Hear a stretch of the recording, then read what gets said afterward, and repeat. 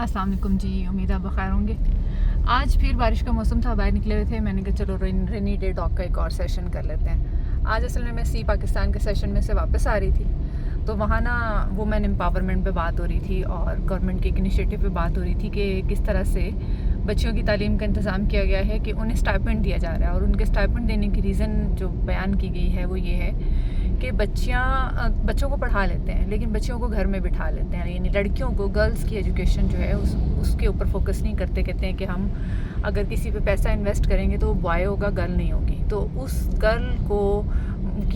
School में लाने के लिए, वुमेन लिटरेसी बढ़ाने के लिए गवर्नमेंट का जो इनिशिएटिव है वो ये है कि हम बच्चियों को स्टाइपेंड देंगे ताकि वो स्कूल आ सकें और पेरेंट्स को ये इंसेंटिव महसूस हो कि उनको इसके पैसे दिए जा रहे हैं।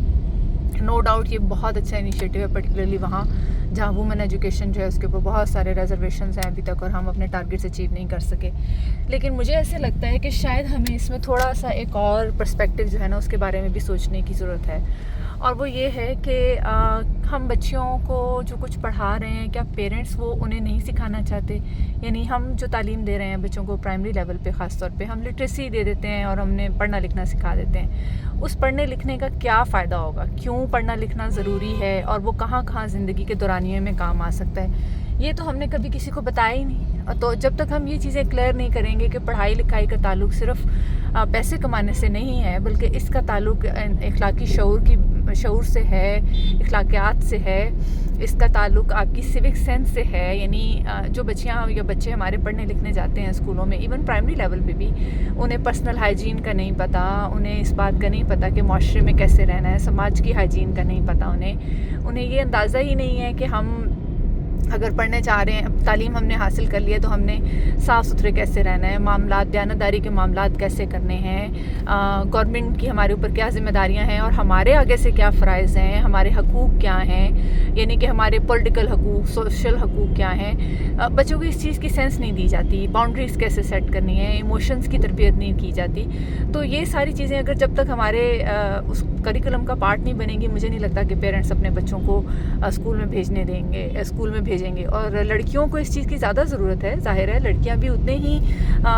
मामलात को, उसी समाज में रह रही हैं, उन्हीं मामलात को फेस कर रही हैं जो मर्द फेस कर रहा है। तो ज़ाहिर है कि दोनों को एक ही तरह की तरबियत की ज़रूरत है कि किस तरह से अब हमारे जो सोशल हकूक़ क्या हैं, हमारे पॉलिटिकल हकूक़ क्या हैं, हमारे डोमेस्टिक हकूक़ क्या हैं, हमारे ह्यूमन राइट्स क्या हैं और हमारे इमोशनल राइट्स क्या हैं। इन सब के बारे में जब तक बात नहीं की जाएगी, मेरा नहीं ख्याल कि हम लिटरेसी में कोई बेहतरी ला सकेंगे और इस तरह के जो इंसेंटिव्स हैं बच्चों को पढ़ाने वाले वो कोई असरअंदाज हो सकेंगे। उसकी वजह एक ये भी है, मुझे जो लगती है, मुमकिन है आपको इससे इख्तलाफ हो, कि जब आप सिर्फ लिटरेसी दे देते हैं, पढ़ना लिखना सिखा देते हैं, तो वही पढ़ी लिखी बच्ची भी उसी तरह से ही मार खा रही है, उसी तरह से ही घरों में काम कर रही है, या उसी तरह से उसके भी सारे मसाइल हैं जो अनपढ़ बच्ची के हैं, या उसके साथ भी उसी तरह का ट्रीटमेंट हो रहा है जिस तरह ऐसी बच्ची के साथ हो रहा है जो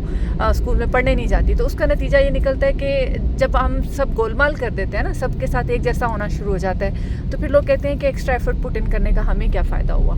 तो बल्कि एक और नैरेटिव भी इसमें, चलें उस पर कभी किसी और वक्त पे बात करेंगे, वो ज़रा अडल्ट्स की बात हो जाती है। लेकिन इस वक्त चूँकि बच्चियों की बात हो रही है, छोटी बच्चियों की, तो मेरा ये ख्याल है इनको पर्सनल हाइजीन के बारे में बताना, इनको सिविक सेंस के बारे में बताना, इन्हें इमोशनल बाउंड्रीज़ के बारे में बताना, इन्हें इनके सोशल राइट्स के बारे में बताना, ह्यूमन राइट्स के बारे में बताना बहुत ज़रूरी है। तो जी इंशाल्लाह मुलाकात होती है आपसे दोबारा किसी और पॉडकास्ट में, किसी और इशू को लेके। और